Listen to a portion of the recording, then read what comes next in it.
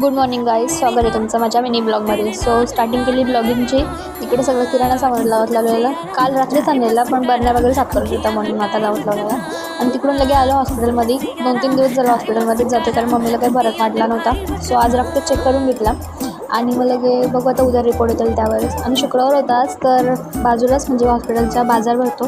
So तिथं आलेलो आम्ही, कारण मच्छी घ्यायची होती थोडीशी. सो मच्छी वगैरे घेतली, कारण ऊन पण भरपूर होतं. तर पटापट आलो आम्ही घरी. आणि हा आईस्क्रीम आणलेला येता वेळी. हा माझा फेवरेट आईस्क्रीमचा फ्लेवर आहे, हा आवडतो म्हणजे.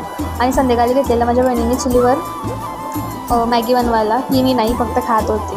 आणि चूल वगैरे कशी विजवली लगे हिने बनवलेली. आणि माझा भाऊ आणि दोघं कसे खात होती बघा.